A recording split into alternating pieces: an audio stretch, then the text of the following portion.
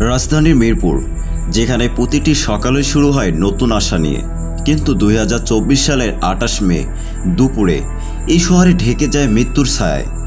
এক বহুতল ভবনে পঞ্চম তলায় ঘটে এমন একটি ঘটনা যা যেন সিনেমার কল্পনা নয়, রক্তমাখা বাস্তব।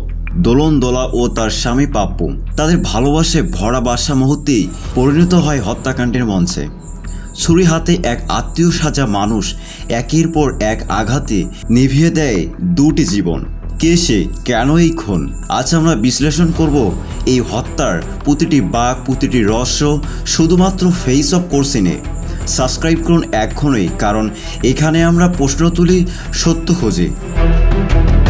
পাপ্পু বরগুনা ছেলে, জেনারেল ফার্মাসিউটিক্যাল লিমিটেড কোম্পানির বিক্রয় প্রতিনিধি। দোলন এক শিক্ষিত নারী, LLB শেষ করে ঢাকায় ইন্টার্নশিপ করছিলেন। তাদের মধ্যে ছিল গভীর ভালোবাসা, স্বপ্ন আর সংগ্রামের এক সংসার। সেই ভালোবাসার ঘরে হঠাৎ ছুরির আঘাতে ছিন্নভিন্ন হয় দুইটি প্রাণ। তাদের পরিচিত জনেরা বলেছেন দোলা ছিলেন হাসি খুশি আর পাপ্পু ছিলেন দায়িত্ববান স্ত্রী, জন্য সবকিছু করতে রাজি। কিন্তু হঠাৎ এই প্রেমময় সংসারে আগুন জ্বালিয়ে দিল এক তৃতীয় ব্যক্তি, নাম তার গাউস মিয়া। গ্রেপ্তারকৃত গাউস মিয়ার দাবি, তার দোলনের সঙ্গে ব্যক্তিগত সম্পর্ক ছিল। তিনি প্রায় খালাতো ভাই পরিচয়ে ফ্ল্যাটে যেতেন। প্রশ্ন উঠছে, এই সম্পর্ক কি ছিল একতরফা, নাকি দোলা জানতেন না নিজের ভুল?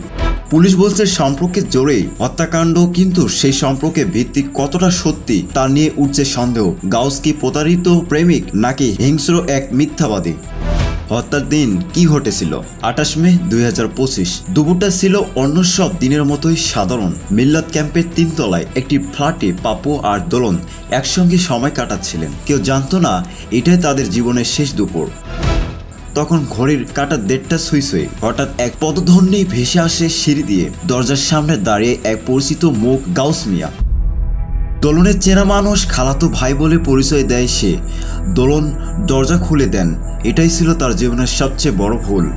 ফ্ল্যাটে ঢুকি গাউস ব্যাগ থেকে বের করে একটা ধারালো ছুরি। তার চোখে তখন আর কোনো মানবিকতা নেই, ছিল কেবল প্রতিহিংসা, ক্ষিপ্রতা আর মৃত্যুর নাচন।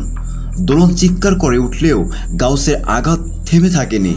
ছুরির একের পর এক আঘাতে প্রথমে লুটিয়ে পড়ে পাপ্পু, এরপর দোলন। সে যেন জানতো এদিন গন্তব্য তার লাশঘর। পাশে ভাড়াটিয়া হঠাৎ দোলনের চিৎকারে ছুটে আসে, দরজার বাইরে থেকে বন্ধ করে দেয়, পুলিশকে ফোন করে। ততক্ষণ ফ্ল্যাটের ভিতরে নরকভূমি হয়ে বিস্তৃত থাকে। রক্ত লাল হয়ে যায় মেঝে, আর কান্নায় মৃত্যুর গন্ধ ছড়িয়ে পড়ে চারদিকে। পুলিশ এসে দেখে তা ছিল ভয়ঙ্কর এক দৃশ্য। দুটি মৃতদেহ, আর পাশে দাঁড়িয়ে ঘাতক, নিঃশব্দে হেসে যেন বলছে, শেষ করে দিলাম সব। মানুষের বিকার নাকি পরিকল্পিত খুন? পুলিশ যখন গাউসকে গ্রেপ্তার করে তখন তার চোখের অদ্ভুত এক শূন্যতা। কোনো অনুশোচনা নেই, কোনো ভয় নেই, বরং ছিল বিজয়ের ছায়া। তদন্তে বেরিয়ে এসে এক ভয়াবহ মোড়। দোলনের সঙ্গে গাউস মিয়ার প্রেমের সম্পর্ক ছিল, আর সেই সম্পর্কে শুরুতেই দোলন তার বৈবাহিক পরিচয় গোপন রেখেছিলেন। গাউস বিশ্বাস করেছিল দোলন শুধু তাদের সম্পর্ক ঘনিষ্ঠ, আবেগ ভরা।